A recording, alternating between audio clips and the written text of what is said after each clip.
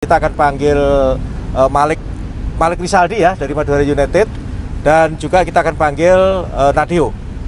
Itu merupakan statement yang disampaikan oleh Pak Sumarji, Ketua BTN, yang akhirnya Timnas Indonesia memanggil Malik Rizaldi, pemain dari Madura United. Kita pun perlu melihat apakah akan ada dinamika selanjutnya soal pemain-pemain yang akan memperkuat Timnas Indonesia. Sebelum lebih jauh, aku nggak pernah bosan-bosannya untuk ingatkan teman-teman, ketika teman-teman tonton video ini, jangan lupa tekan tombol like-nya.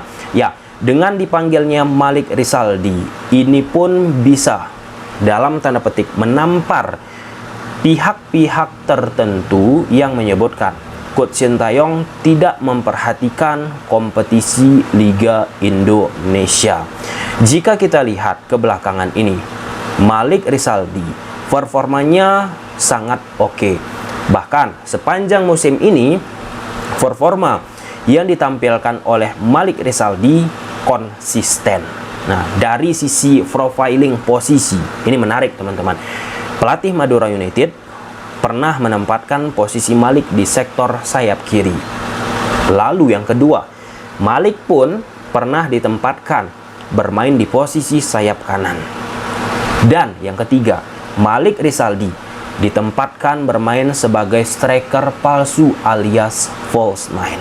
Nah, kalau kita lihat kebiasaan yang dimiliki oleh Coach Sintayong, ia kerap gemar memanggil pemain-pemain yang memiliki kemampuan bermain di banyak posisi. Contoh, pemain depan Rafael Strijk, Ragnar Oratmangun, lalu Dimas Derajat pun coba di setel oleh Coach Sintayong untuk bisa beradaptasi dengan pendekatan yang dimiliki oleh Coach Sintayong. Di sisi lain, dengan dipanggilnya Malik Rizaldi, tentu ini kesempatan yang sangat amat berharga. Ekspektasi banyak pihak ditaruhkan ke posisi Malik Rizaldi. Nah, dengan ekspektasi yang besar akibat prestasi ataupun kemampuan yang mempesona ditampilkan oleh Malik Rizaldi, pasti jika Malik tidak menunjukkan permainan yang prima, ujungnya kita sudah tahu bagaimana mungkin ya hujatan, bullying sampai nih ke Malik Rizaldi. Ya, seperti itulah pemain lokal pride Liga Indonesia. Nah, ini kan statement-statement yang muncul. Nah, aku harap statement tersebut nggak ada. Nah, dengan Malik Rizaldi baru mendapatkan pemanggilan ini, mau tak mau, ia harus cepat beradaptasi. Dengan menit yang diberikan sedikit, andai itu dikasih oleh Coach Sintayong, teman-teman, ya harus menunjukkan apa yang sudah ia tunjukkan bersama Madura United. Kita pun harus fair. Tentu Malik Rizaldi harus meningkatkan kemampuannya secara individual terus-menerus. Kenapa aku katakan demikian? Saat Persib menghadapi Madura United di pertemuan pertama, di situ Malik Rizaldi mengalami kesulitan untuk lepas dari defensif yang dimiliki oleh Persib. Kita pun harus menggarisbawahi defensif dari Persib Bandung di Liga Indonesia musim ini sangat-sangat superior. Bukan hanya Madura United, kalau menghadapi tim manapun itu, lawan sulit menembus pertahanan dari Persib Bandung. Walaupun saat Malik menghadapi Persib Bandung mengalami kesulitan, ada beberapa kesempatan yang dimiliki oleh Malik Rizaldi untuk melakukan syuting. Nah, di sisi lain yang terpenting, Malik Rizaldi beberapa pertandingan yang sudah kita lihat di musim ini bersama Madura, ia jago bermain rotasi posisi. Di atas kertas, misalnya ia ditempatkan bermain sebagai flank kiri ataupun flank kanan, ia bisa melakukan permainan switch play ataupun bergerak masuk ke koridor half space. Dengan jagonya Malik bermain rotasi posisi, tentu itu akan menguntungkan bagi sistem yang dimiliki oleh Coach Sintayong, reading the game-nya. Nah, pertanyaan besar akan muncul tentunya saat Malik Rizaldi bersama Timnas Indonesia. Tentu lawan-lawan yang akan dihadapi Timnas Indonesia bukan lawan-lawan yang remeh-temeh. Tentu secara kualitas mungkin lebih di atas kebiasaan lawan yang dihadapi oleh Malik Rizaldi. Oleh karena itu, kesempatan yang sudah didapat oleh Malik ini tentu harus bisa dioptimalisasikan. Malik nama baru bisa kita sebut teman-teman, karena kebiasaan dari Coach Sintayong memanggil pemain dalam tanda petik ya itu aja. Nah, ini kan sebagai angin segar juga untuk pemain-pemain Liga 1 lainnya. Kalau misalnya pemain tersebut menampilkan permainan yang prima, bukan tak mungkin disorot oleh Coach Sintayong. Namun harus sesuai dengan selera ataupun pandangan yang dimiliki oleh Coach Sintayong. Apakah pemain tersebut sesuai dengan skema yang dimiliki oleh Coach Sintayong? Dari sisi pressing misalnya, salah satu kebutuhan striker yang dimiliki oleh Coach Sintayong, kan Coach Sintayong kalau bisa strikernya itu melakukan pressing.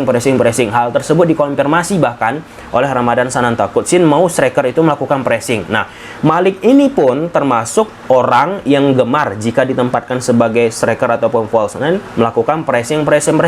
Ditempatkan di flank kiri, flank kanan pun Malik tidak segan-segan untuk melakukan pressing.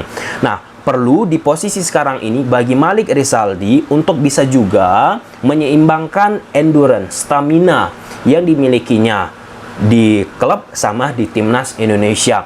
Pasti jika kita lihat beberapa pemain-pemain timnas yang bergabung, teman-teman dari klub, salah satu poin yang ditekankan bagaimana pelatihan fisik yang dimiliki oleh Coach Sintayong sangat berat.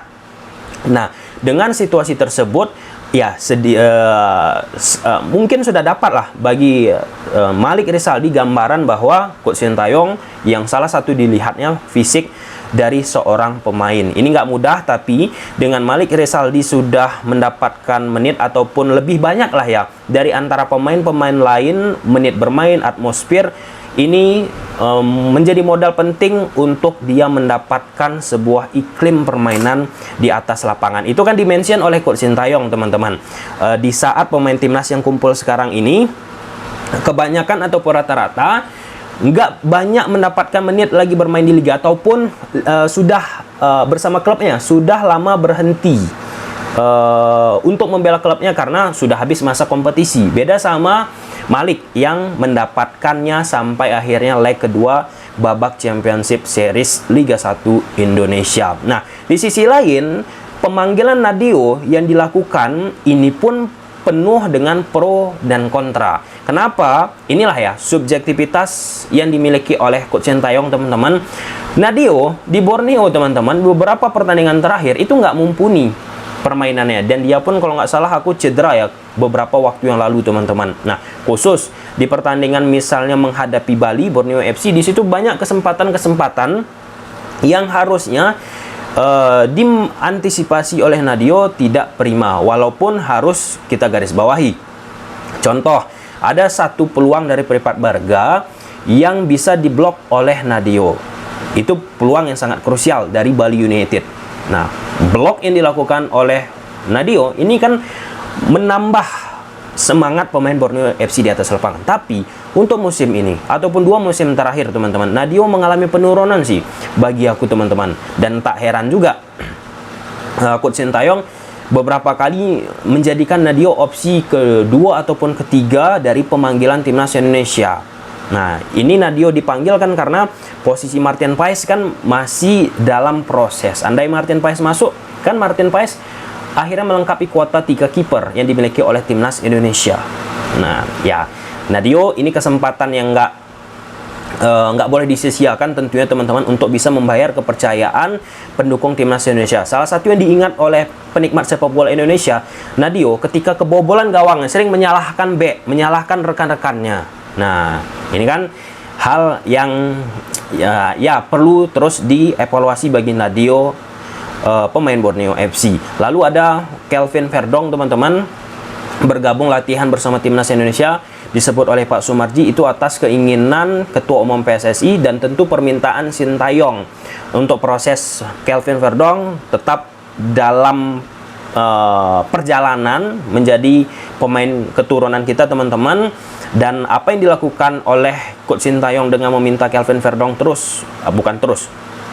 bergabung latihan bersama pemain timnas, ini pun aku rasa langkah yang sangat cerdik, teman-teman, untuk bisa Kelvin Verdong secara aklimatisasi tune in dengan pemain-pemain timnas Indonesia. Nah, dengan beberapa pemain keturunan yang sudah ada, ya itu pasti akan membantu Kelvin Verdong untuk bisa cepat menyatu dengan pemain-pemain timnas Indonesia. Ya, kita lihat bagaimana ke depannya soal pemain-pemain yang akan memperkuat timnas Indonesia.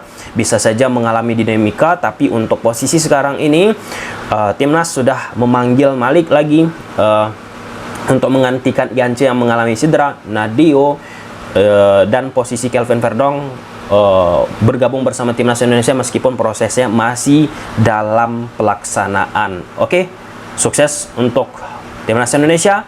Semoga bermanfaat video ini. Gimana menurut teman-teman soal Malik Rizaldi? Tentu apa yang kita saksikan terhadap Malik ini, aku sangat-sangat menyukai teman-teman, karena bisa mematahkan lah ya perkiraan-perkiraan yang dituju terhadap Coach Sintayong yang hanya memanggil pemain itu saja. Dan Coach Sintayong pun sempat pernah ya membahas soal pemain titipan dulu ya. Aku baca di salah satu artikel yang dikeluarkan oleh Tempo di bulan 2 kalau aku nggak salah teman-teman. Beberapa waktu yang lalu memang ada beberapa pemain titipan yang diantar dalam tanda petik ya ke Coach Sintayong. Tapi Coach Sintayong dengan tegas menolak, dengan tegas tidak menerima hal tersebut. Nah, dalam hal ini apa yang sudah dipilih oleh Coach Sintayong ini memang berdasarkan keputusan ataupun keinginan, pandangan, subjektivitas yang sudah dimiliki oleh seorang pelatih. Jadi itu perlu dihormati. Nah, oke, mungkin sampai sini aja dulu teman-teman videonya. Semoga bermanfaat. Bye.